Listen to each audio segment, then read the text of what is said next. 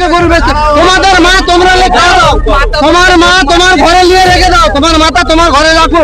তোমার কেন তুমি গরু এনেছো এখানে সেটা বলো, তুমি কি জন্য গরু এনেছো? তোমাদের গরু যেখানে মাথা গায়ে তুলে হাটে কেন গরু এনেছো এই প্রশ্নের উত্তর দিতে হবে তোমার। তুমি কেন গরু এনেছো? আবার হাসছো কি জন্য? গরু নিয়ে চলে যাও। কে অর্ডার দিয়েছে গরু এনে কিনতে এখানে বেচতে এসেছো? আমরা তোমার গরু কিনবো না, আমরা গরু কুরবানি করবো না। এবারে যাও, গরু নিয়ে চলে যাও, তুমি চলে যাও এখান থেকে গরু নিয়ে। হ্যাঁ তুমি গরু নিয়ে চলে যাও, চলে যাও গরু নিয়ে, হ্যাঁ গরু নিয়ে চলে যাও, গরু নিয়ে চলে যাও। তোমার গরু এখানে বিক্রি হবে না, কেন গরু আনবে এখানে? চলে যাও গরু নিয়ে। কিন্তু এখন আমরা মানতে পারছি না। আমরা চাই যে এই এক সপ্তাহ যে সময় আছে, এই যে আগামী যে বুধবার, সামনে বুধবারের ঈদ, আমাদের এই যে সেই ঈদের জন্য আমাদের মুসলিমদের কাছে অনুরোধ করছি, তারা আমাদের কাছ থেকে গরু কিনুক এবং আমরাও তাদের কাছে বেচতে চাই। কম বেশি করে আমরা বাঁচতে চাই, সরকার আমাদেরকে বাঁচাক। এই পদক্ষেপ নিয়ে আমাদের সরকারের কাছে অনুদান এবং অনুমতি জানাতে চাইছি। সরকার পরিবর্তনের পর থেকে বিভিন্ন রকমের নতুন নতুন আইন তৈরি হয়েছে। সামনেই বকরিদ, তাই গরু কেনাবেচা নিয়ে 1950 সালের একটি আইন তুলে ধরলেন বিজেপি সরকার। এই আইনকে সামনে রেখে বিধিনিষেধ জারি করেছেন বিজেপি সরকার। কুরবানিতে গরু জবাই করা যাবে না। মুসলিম সম্প্রদায়ের অনেক মানুষজনকেই দেখা যাচ্ছে গরুর বদলে খাসি জবাই করতে রাজি তারা। আমাদের প্রতিনিধি পৌঁছে গিয়েছিল যেখানকার মানুষজনেরা সারা বছর ধরে গরু লালন পালন করে, যাতে এই কুরবানির সময় ব্যবসা বাণিজ্য করে একটু লাভের মুখ দেখতে পায়। তাদের অনেক স্বপ্ন থাকে, কেউ বাড়িঘর বানানোর প্ল্যানিং করে, আবার কেউ ছেলে মেয়ে বিয়ে দেওয়ার প্ল্যানিং করে থাকে। কিন্তু এরকম আইন আসার পর অনেক হিন্দু ব্যবসায়ীরা বিপদে পড়ে গেছে। বিভিন্ন জায়গায় তাদেরকে রাস্তায় নেমে বিক্ষোভ করতেও দেখা যায়, কান্নায় ভেঙে পড়তে দেখা যায়। ওনারা জানিয়েছেন, আমরা পরিবর্তনের জন্য বিজেপিকে ভোট দিয়ে এনেছি, কিন্তু এখন দেখতে পাচ্ছি বিজেপি সরকার এসে আমাদেরই পেটে লাথি মারছে। এখন আমরা কি করব? যদি কোরবানি না হয়, মুসলিমরা যদি গরু না কেনে, আমরা কোথায় যাব? ওনারা সরকারের কাছে হাত জোর করে অনুরোধ করলেন যে এই বছরটা যাতে বিক্রি করার মতো অনুমতি দেন, যাতে আমাদের কিনে রাখা গরুগুলো বিক্রি হয়ে যায়। সামনের বছর থেকে যা নিয়ম থাকবে আমরা সমস্ত কিছু মানব।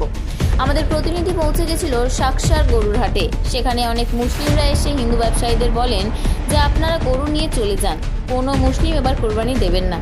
আর মাত্র কয়েকদিন বকরিদের।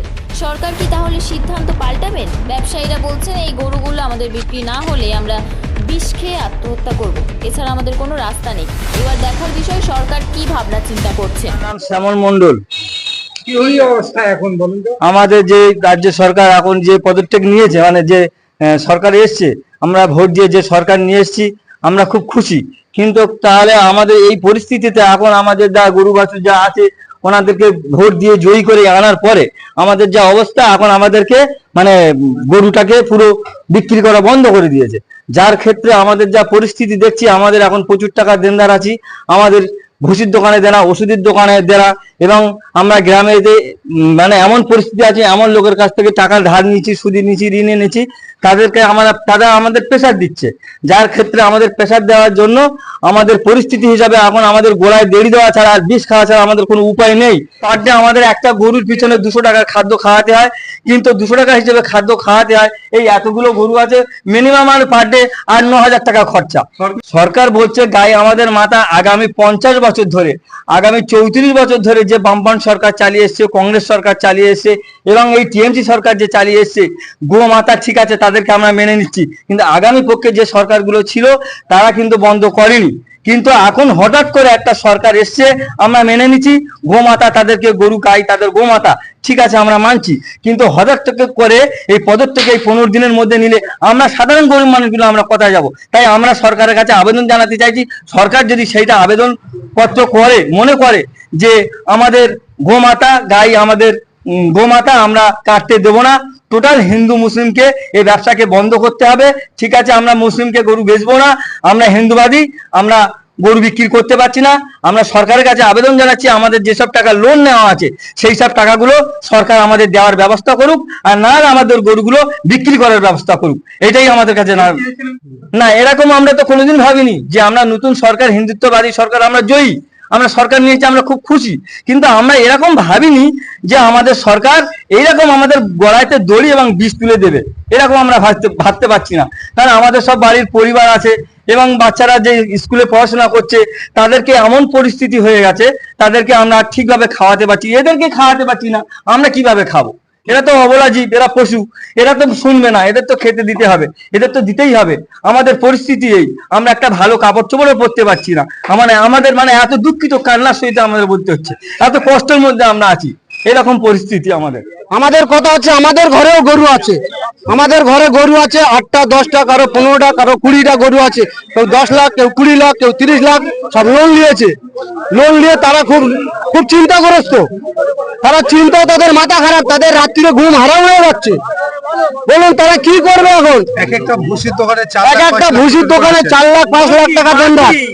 এখন তারা দোকানে এসে চাপ দিচ্ছে, দোকানদাররা বলছে আমাদের টাকা দিতে হবে, না তো তোমাদের জমি জায়গা আমরা লুট করে দেবো, জমি জায়গা আমরা ফেস্টান মেরে দেবো, জমিতে উঠতে দেবো না। শুভেন্দু অধিকারী কি করছে? কেন রাইট বাঁধিয়ে দিচ্ছে? সেটা কি করবে উনি একটা করুক। আমাদের এখানে কোনো হিন্দু লোকের গরু আনতে দেবো না, আমরা কিনবো না, ওনাদেরকে এখানে আনতে দেবো না, তেড়ে দেবো আমরা। থেকে মুক্ত হবে না, কি করবো? আমাদের জমি জায়গা যা আছে ছেড়ে দিয়ে আমাদের ভাই আত্মহত্যা করতে হবে, না বিষ খেতে হবে, না গলা দড়ি দিতে হবে। আমরা তো এতবার মিডিয়ার সামনে বলছি, আমাদের কোনো প্রশংসা হচ্ছে না। এত মিডিয়ায় আমরা বলছি, কোনো প্রশংসাটা লিখছে না, কোনো সুরাহা দিচ্ছে না আমাদেরকে। বলুন আমরা কি করতে পারি এখন? কথাতে কাস্টমার যা আসছে তারা পালিয়ে যাচ্ছে, কেউ কিনছে না, তারা পালিয়ে দিয়ে যাচ্ছে। যারা বায়না দিয়েছে কিছু কিছু গরু আগে কিনেছে, তারা বলছে টাকা ফেরত দিক, তারা বলছে কিছু টাকা ফেরত দিক। তারা টাকাটা কোথায় থেকে ফেরত দেবে? তারা টাকা কোথায় থেকে ফেরত দেবে বলুন? আমাদের মুখ্যমন্ত্রী যে আমাদের যেভাবে হিন্দু মুসলিম যেভাবে মিলছিলাম, এক জায়গায় গলায় গলায় মিলছিলাম, সেরকম যেন থাকি। আপনার কাছে রিকোয়েস্ট যে আমাদের যেভাবে ঈদটা পালন হয় সেইভাবে পালনটা আমাদের করতে দিন, এটাই বলে। আমার নাম অরুণ মন্ডল, জাতি হিন্দু। আমরা গরু বাড়ি পুষি আমরা বিক্রি করি, কিন্তু আমাদের এই 10-12টা গরু আজকে আটকে আছে, বেচা কেনা হচ্ছে না। তাহলে আমরা কি করতে পারি? কোনো কাস্টমার আসছে না বাবা, এখান থেকে আসছে গাড়ি থেকে ধরে নেবে, এই জন্য চলে যাচ্ছে। আমরা তো বাবুর কাছে বারবার বলছি যে সমস্ত আমাদের লেবেল করে দিন, আগে যা ছিল সেরকম করে দিন। এই হচ্ছে আমার বক্তব্য, আমাদের অনুরোধ।